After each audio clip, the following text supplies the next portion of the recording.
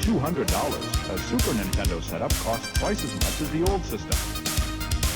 For the money, the company promises better pictures, sound, and adventure.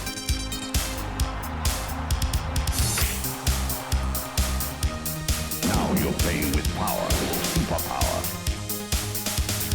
You're the king, I tell you! The king! Only for Super NES. Only on Super NES.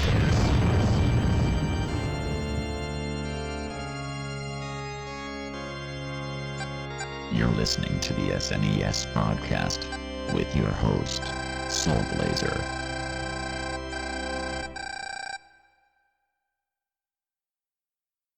Hello, everybody. Welcome to Super NES Podcast, episode number 154. As always, I am Greg, and joined by Joe. Hello. And we're pleased to have you back again, back again with us. This time around was my pick. So one of the reasons I love doing this podcast is like there's a whole bunch of games in the system I never even heard of because the catalog is so big. So somebody on a Discord group I belong to mentioned this airplane game called like a Lock On to me about a month ago, saying it was like kind of like the Pilot Wings with guns. That's not the analogy I'd use for it, but I was curious enough to check the game out. So we're covering. So as this episode, we're looking at Lock On, which actually is a fairly interesting game. As far as its own gameplay and history goes. So, I know Joe never played this game before in the past either. So, because this game is described officially as being a flight sim, but I really don't think it's accurate because while there are flight sim elements present in this is much more of an arcade game than a flight sim game. I'd probably say it's more like 80-20 as far as balance goes. Really, I'd say, and I mentioned this to Joe off camera, yeah, I'll be okay, off the, like off mic, we could record this, Sure. I don't think I really don't think anybody would care, but anyway, I was saying to Joe earlier that really this game feels like this game feels like Super NES version of Afterburner, like how it plays. So, I was a big fan of Afterburner as a kid. Joe, I've seen you play that game, right? Oh yeah. But yeah. So I know Joe's not a big sim fan as far as the genres of games goes. I was a little bit worried about suggesting this, but as I just said, this is more this is much more arcadey than it is like simmy. So but anyway, so like I said before, this game is pretty obscure. So if you've not heard of it, don't feel bad. It was not, from what I can tell, a huge success because, well, I mean, flight games are kind of like a niche market anyway. So, especially like one, especially for a system like Super NES, which was slower than the Genesis because of its processor, like whatnot. So, but anyway, I did not realize this until I was actually doing research in the game, but this game is actually the middle game of so this game is actually the middle game of a franchise. It actually was like 3 games all together in the series. So the very first game was called Air Diver, which was a Genesis / Mega Drive game. And actually I did not realize this. It was one of the first 2 third-party releases for the system. So it's a very early Genesis game. So all 3 games of the series were developed by a company called Kopya System. They are another one of those Japanese companies that's mostly more known in Japan compared to the West because most of their games stayed in Japan. So if you don't heard of them, don't feel bad. They were active. They were active from 1990 until 1996. And like I said before, most of their games stayed in Japan, but there were a few other games of theirs that came over to the West. Probably the game they're best known for over here is Paladin's Quest for Super NES, which is kind of like an early RPG that's decent quality. So, but anyway, yeah. So all 3 games are developed by Kopya. In Japan, they were all published by a company called Asmic Ace Entertainment. Asmic was a video game developer and publisher at the time. Nowadays in Japan, they're mostly known for being like a movie company, as well as also having the license to handle foreign films in Japan. For example, they had the license to release all DreamWorks stuff in Japan, for example. So, but back then they also had a video game division. So they published the games in Japan. There was a U.S. version of the company for a while, but for some reason, Asmik decided not to have them handle the games for Western releases. Instead, the Western releases of the games were published by other companies. For some reason. So a company called Seismic was the publisher for Air Diver like Genesis, and like Air Diver looks a lot like a first person perspective of Afterburner, but I never played it before. The game reviewed horribly, however. So did not get good reviews at all like when it first came out. So I mean, early console game, I guess I can kind of see it, but anyways, yeah. So the sequel, Super Air Diver, came out in Japan in 1993. But for some reason, they decided to change the name of the game for North American and European release and called it Lock On instead. So why the name change? I don't know for sure. I couldn't find anything definite about that. My two big guesses are one, maybe some kind of copyright restriction or trademark already being in use, for the name in North America. Or two, even though it came out for a different system, the company may have been afraid about soiling the reputation of the game by calling it the same thing as a game that did not do very well with Genesis. So, I mean, I don't know about that theory, because it's back then people did not usually have both systems because they were more expensive than today's systems if you factored in inflation. So I knew nobody who had both systems back then. Right. So I mean I had Super NES. That was expensive enough as it was. So right. Especially with the games on top of it. So it's I really don't know how many people with Super NES would have been oh, this was the sucky game of Genesis. So right. I really don't know how much that theory flies. But I mean, nowadays, of course, many people have all three systems. So right. Because as far as inflation goes or whatever, it's more affordable now than it was back then. But so anyway, for whatever reason, they changed the name of it. Dick Togai handled the publishing of the game in North America and Europe. We've covered Dick Togai before in the past in this podcast. They're best known for the Go-Go 13 series and also for Clash Demon Head on the NES. Mm-hmm.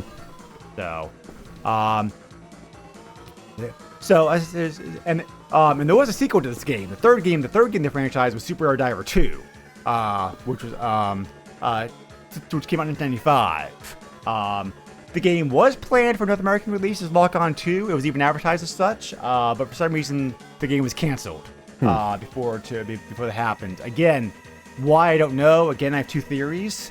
One being 1995, the Super NES was kind of getting long in the tooth. And the first game did not sell very well, very well in the West. So they may have decided that the translation and porting over costs may not have been worth it. So anyway, yeah. So this is the middle game of a franchise. So, the game is a pretty typical third person flying game. We have various missions and targets to engage in. The plots are very basic. They're basic. Been there, done that. Middle East dictator with advanced technology threatening the world of plot. So you're just kind of going up against those targets. The game differs a little bit, and it actually has a combination of three different types of missions. You have air-to-air missions, air-to-ground missions, special missions.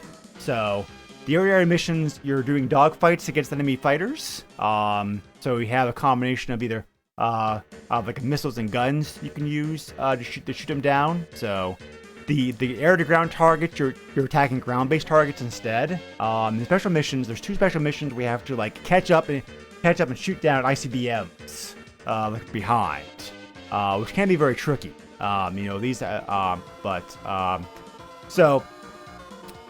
game tries to be fairly realistic.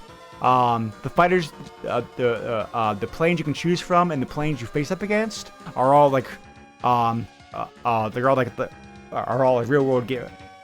real world hardware. There's only like it's not like the very last mission of the game where it actually gets like fictional hardware, but most of the game is all like real planes. So for the air-to-air missions, you have two different types of planes to pick from, which is nice because there actually is a difference between the planes and how they handle. You either can use the F-14 Tomcat, which is your basic, which kind of the standard plane. It's a plane. It's kind of easier to handle, easier to use. The Tomcat's best known for being Top Gun, of course. That's where most people recognize it from. I thought for a long time that Leader 1 from GoButts, which actually predated Transformers by a year, wasn't F-14 Tomcat. He was actually. I actually found out found out last year. I was rolling all this time, he's actually like an F-15 Eagle. So it's like, well, okay, I did not know, I did not realize that as a kid. So, but anyway, so you have to play big. So the other plane you pick from, which is a more like advanced, complicated fighter, is the Mitsubishi F2, which is actually just a Japanese licensed Japanese variant of the F-16 Falcon, which is still a plane heavy use these days by U.S. and NATO forces. It's faster, it's more nimble, it's also harder to handle, and the weaponry is not it's not as good. That said, there is no difference between the planes and how they handle. So the handle that's a nice touch. Because of the faster speed, you're forced to use the F2 in those two special missions. And again, for the air-to-ground missions, you also have two different planes to pick from. You have the regular plane is the A-10, is the A-10 Thunderbolt 2, affectionately known as the Warthog because it's a big, ugly tough plane. But no, well, yeah, I say that because but literally, these planes, there were examples of planes during the Gulf War that came back to base with huge chunks of them shut out, destroyed, and everything. They still made it back to base. So these are very tough, tough planes, and very deadly against ground targets because they're a combination of napalms and bombs, and the Vulcan cannons that they have are powerful enough to. Powerful enough to the shells powerful enough to sort of rip through tanks. So the Thunderbolt 2 is it's slow, it's clunky, but it's very devastating of a plane. The other plane you pick from is the British Panvia Tornado, which is a NATO-based ground attack bomber. Faster, more nimble.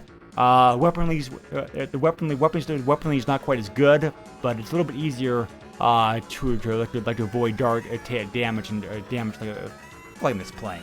So, like I said before, your opponents are all generic make planes. The bosses you have at every stage are also based off real planes. So, the only area that gets fictional is the very last stage of the game because both the enemy plane you're trying to shoot down and the plane you're using to shoot them down with are fictional planes. That's the only one area. But yeah, that's the one area of the game where they deviated from reality as far as the game goes. So yeah, like I said before, there's a combination of missions. There's altogether. The game altogether has 8 stages plus 2 special stages, like 10 altogether. So, but anyway, now that I've set up the groundwork and everything this game. Joe, what were your impressions of this game, good or bad? How'd you like it? I actually really enjoyed this game.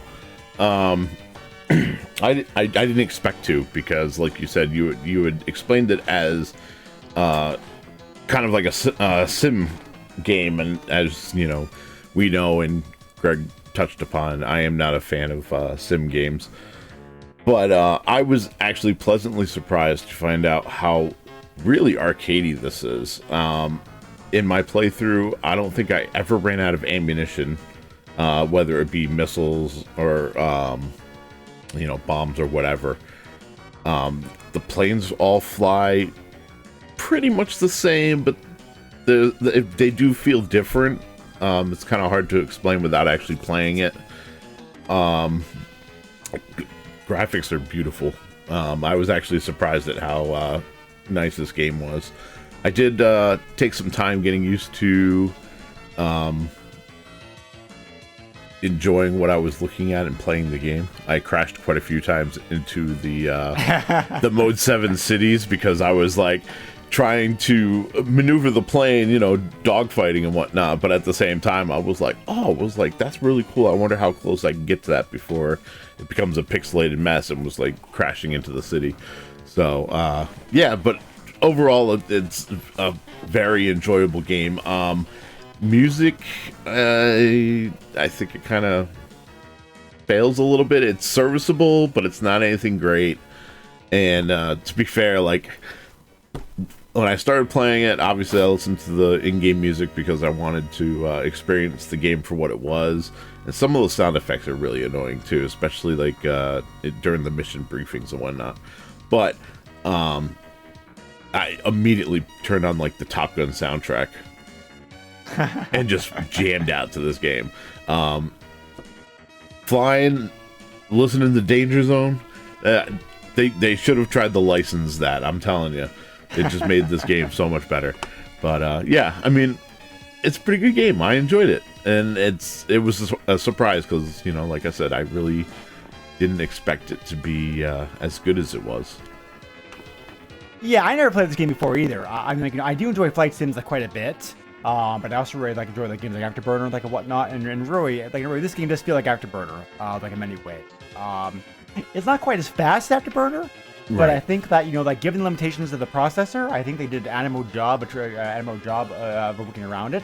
The game does feel fast. I mean, you do have to have the, you have the, well, you definitely have a sense of speed playing this. So just to clarify one thing that you said, you can only crash into the ground on the air-to-ground mission. The air-to-air missions you can't. But yeah, so. So the air-to-air missions is like is a little bit easier, I think, than the air-to-ground missions. I think the overall difficulty of this game, I think, is like pretty good. It's like I think the game does a pretty good job of amping up their difficulty gradually throughout the course of the game. The air-to-ground missions are a bit harder, I think, because of the fact that you have to kind of like try to decide how you want to approach a target. Depending upon which plane you have, how much damage you want to take in return, like and whatnot, but. Air to air. The hardest thing about air to air is trying to avoid enemy missiles. That takes a bit to get. So I don't know about your experience, Joe. I'll ask you about your the gameplay difficulty in a second, but it takes a bit to figure out how to use flares correctly. You kind of want to you have to watch the radar, wait for the missile to get close to you, and then on the same time. Push the button to eject the flare, and then also swerve hard. Yeah. And that usually, that would do the trick. But if you get the hang of it, that can be difficult. So, it's also possible sometimes there's no timer per se in this game, but you can run out of fuel. If you take too long. So, the game encourages you to definitely be aggressive, attack those enemies as fast as possible because you can't advance the boss until you actually destroy X number of enemies, usually. Right. So, ammunition definitely. Obviously, they fudged this to help you out because the planes obviously cannot carry this much ammunition like in real life. But you can also adjust. Did you realize this, Joe? That you can adjust the payload before the mission. To take in more because you usually have the area missions, you have the common. You have a choice of either like short range missiles and long range missiles. So depending upon your playstyle, you definitely can you can adjust the payload bounds of that, which is a nice touch. So, yeah. So what do you think about the overall controls difficulty setting? I felt the game's fair. I didn't feel like I was, when I crashed or got blown up or whatever, it was my fault. Mainly because, as you were talking about with the whole flare system, I did not understand the whole flare system, nor did I try to understand it. So I took the approach of, I got, missile lock is on me, and I'm going to try to, barrel roll or, try to, do evasive maneuvers to avoid it. And sometimes it worked and sometimes it didn't, and that's kind of what I expected, to be honest. But overall, like, I felt the controls were tight. I didn't feel like, you know what I mean? Like, some flight games like this, prime example would be, like, Afterburner, since that's a very good comparison. There's, like, an Afterburner, like, if you push over to the left or right, even just the slightest little bit, like, you're doing a hard turn or you're bearing off really tight. Where this game, like, I felt like if I just slightly tap left or right, like, it would move accordingly. And if I wanted to, try to pull like a big Yui or whatever, you could hold left or hold right and it would do what you wanted it to do. Right. Yeah. That's a good point. So, I mean, like I said, it's pretty good. I was surprised with, how arcadey it was. But other than that, like, I was pleasantly pleased with this. So how far did you get in the game? Let's see. I did what? I think I finally got tired of dying on the third mission, which I know this isn't a very long game. I think like the longest gameplay I saw was like an hour long, and I probably should have stuck with it. But again, with a lot of stuff going on, I just didn't dedicate that much time to this. Fortunately. But okay, yep, that's fair. So I think I got pretty far in the game. I think the difficulty of the game is like pretty good, like the whole way through, all the way up to the very last mission. As I mentioned before, the last mission has the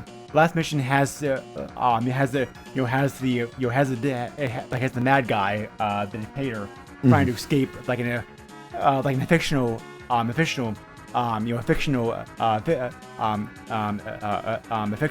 MiG aircraft, and you're using a prototype of another fictional plane to bring them down, and just the stage is just a one-on-one dogfight, but he's very, very difficult to damage, very difficult to bring down. He does a lot of damage to return. There's a huge difficulty spike there at that last stage. Yeah, which kind of seems like unfair, but. Most of the game up to that point though is pretty balanced. There is no password system like in this game. You can adjust how many continues that you have. The default's 3. You can give yourself a maximum of 5. That's and there's only like one difficulty level. So giving yourself extra continues is really the best you can do to make this game easier on like yourself. So but you can, but as a reward for but if you complete the special mission successfully, you gain, you do gain either 1 or 2 extra lives, which is nice. So, so I think, so like max continues. I think most people could probably get to the last stage without too much trial and error. So, but You touched on it a bit earlier, before, Joe. But the graphics I want to single out here, like for a bit. They're really good. I mean, they're really impressive. I mean, like this game makes heavy use of Mode 7, and the Mode 7 for whoever uses it, like, it's very impressive. So I mean, nowadays, of course, it's easy to be jaded because the graphics are so much better. But it's like, you look at it today and you're like, well, the ground's all flat. It has no texture. I mean, because to be sure, you're supposed to be flying over city, but the city, but the but it's a big city. The city, the buildings have no height. Right. So, I mean, nowadays it's easy to look at it, nitpick it, but again, like the technology at the time, this is like very impressive. So, I mean, like for a game that came out it came out in '93. If I'd seen this game back then, I would have been like very impressed by it because the graphics are very handsome and smooth. So right. especially with the barrel rolls you can do every now and then, where it actually like pulls you in full loops, so you can see the ground on you. Very nice touch. So, I could see somebody getting. I actually could see somebody, getting a bit motion sick, like this game. Yeah. Because those controls. So, yeah, and the game plays pretty well too. There's no slowdown. There's slowdown, but there's no tearing. The game handles the game handles fine. So, they actually get around it, I think, by actually preloading all the stuff into RAM first. Into ROM first before the stage. They hide that with a countdown timer, so it's but it seems strange for a card to have load time, but some games did because of how much stuff they're trying to handle. And this game's a good example of that. So yeah, you have a countdown timer you have to wait for, but the advantage, but the advantage of that is once it's all loaded into ROM, you get that smooth, senseless flying experience. So, but very nice graphics, good graphics, very nice detailed. The plane combat and plane animation just look good. The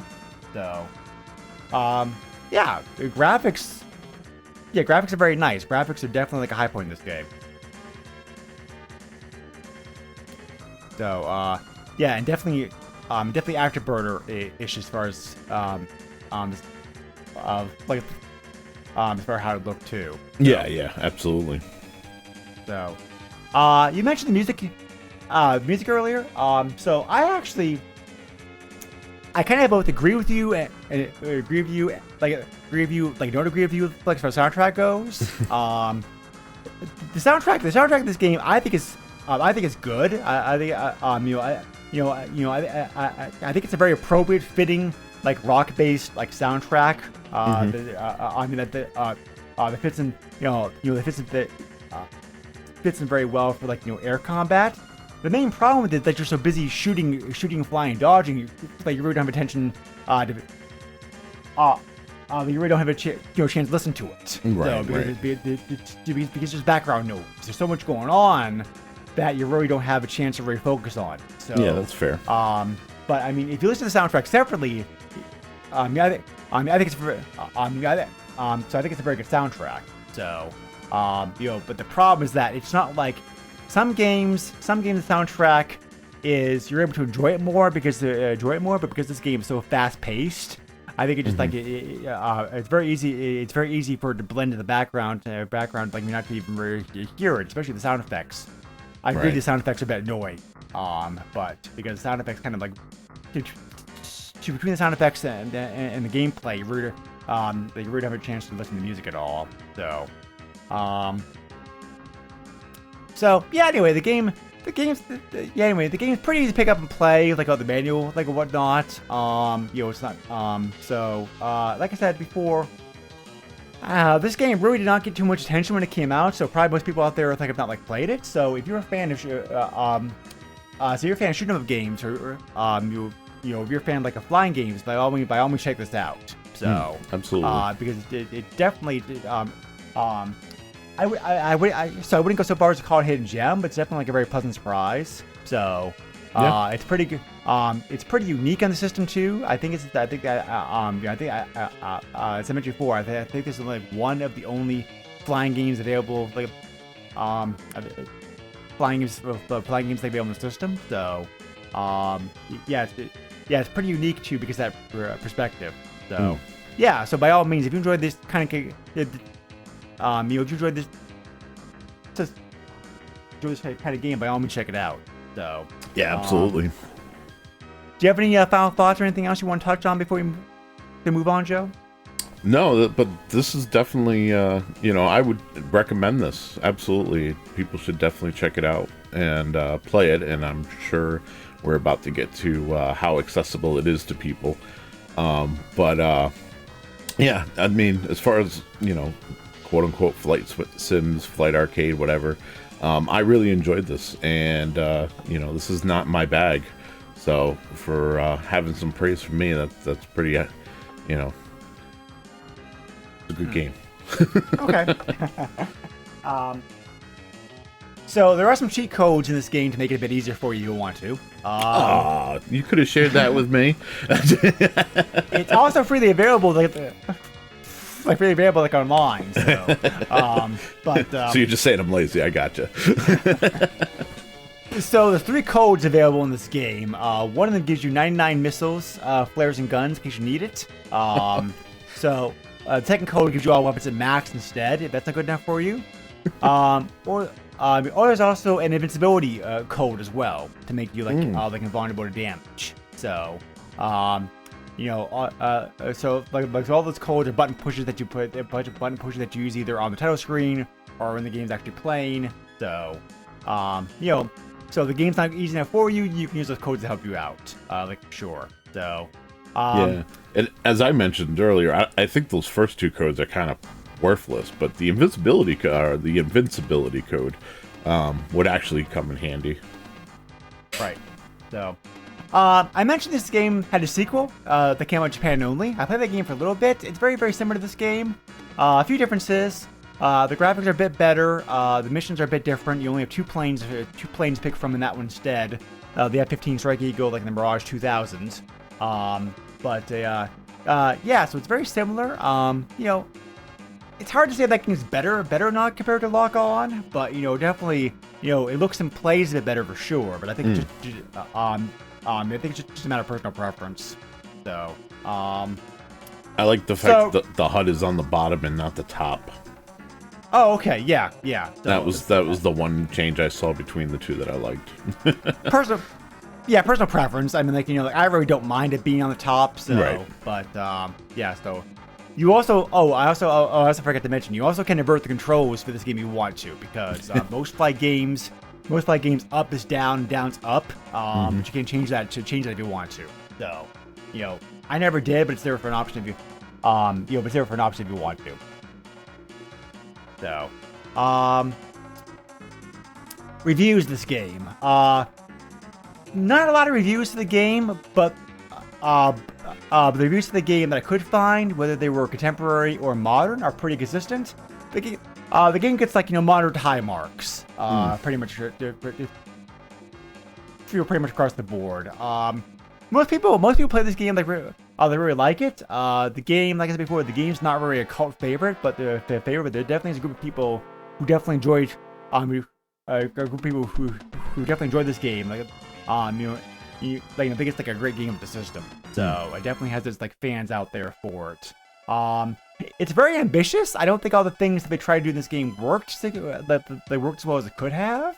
But but what the game is, I think it's very ambitious. I think the sequel seems to be scaled back a little bit to make it a more grounded game and not not be quite so ambitious because before I think some parts of this game do work better than other parts, but generally speaking, the game gets about 6 to 8 out of 10 for the most part as far as the reviews go. So whether they were contemporary reviews or modern reviews, they're all pretty standard standard across the board. But so Joe mentioned accessibility earlier. Obviously, this game's never gotten re-release. This game's not super common, but it's also not very expensive either because the fact that it's not very popular, well known. So if you want the game, you can have it for a good price. I think so. On eBay, I saw 14 copies of the game that for sale. 25 copies of the game is sold recently. Again, a pretty wide range of prices.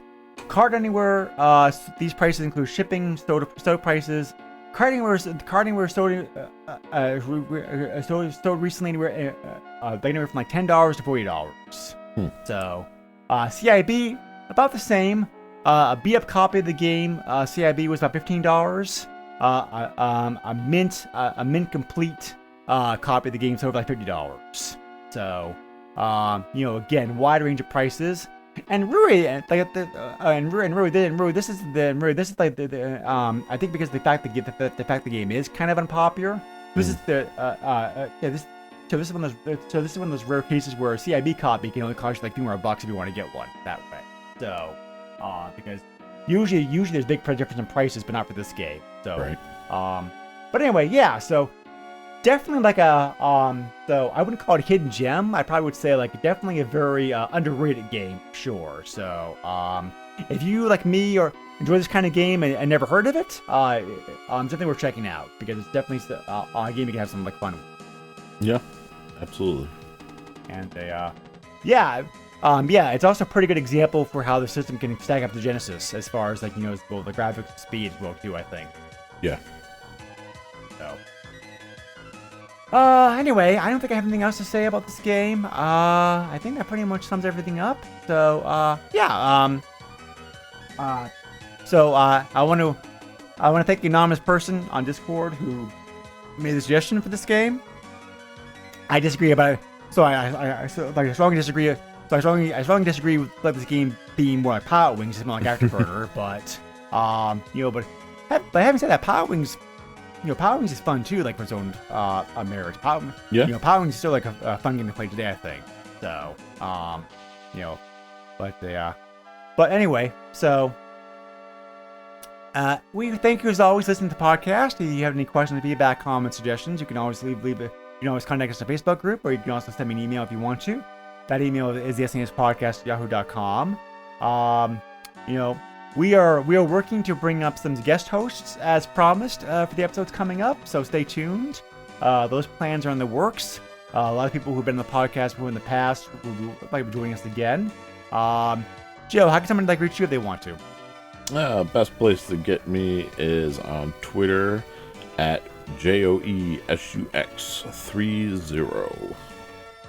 Okay, so next episode, we're doing a special episode as promised. There were some, I teased before there's some special episodes like in the works. It's you can argue if this should be a regular episode of the podcast, but I kind of think this is it. But I kind of think that since Super NES does play pretty prominently, like in the drama that happened, we're okay in doing this. So we're going to be doing a special episode. First time I've done anything like this before actually on the podcast. Where we're going to be doing a book review. So I know what you're saying. A book review like in a game podcast. What gives? So this is a very special book. So recently a book came out that I kickstarted several months ago on Kickstarter. That covers the whole retro VGS / Coleco Chameleon fiasco of several years ago, 2014, 2015. I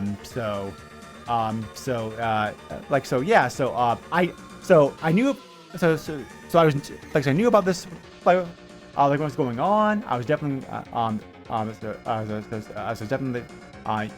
definitely very interested in it. So the book's called Smoke and Mirrors. It was written by one of the guys directly involved with the whole situation, Mike James. So I kickstarted I kickstarted the book, and so as part of the bundle, I got some extra copies of the book to give away. So I gave Joe a copy of the book and suggested this might be fun to cover on the podcast. So we're going to review the book next episode. We're going to talk about the book in general. We're going to talk about our experiences with the whole fiasco and people involved back when it happened, because I was directly involved with it, like in some way. So and just basically have kind of like a different episode. So like I said before, it's a little bit of a stretch But Super NES does play pretty prominently, like in the whole history of it. So I think we're okay, like in covering it. So, and Joe's still in the process of reading it. He promised to have it done on 2 weeks. So it's not a very long book. It's about 650 pages. So currently only available. It's currently only available in digital format. A paperback version of the book is coming. So, yeah. So yeah. It should be fun. So I tore through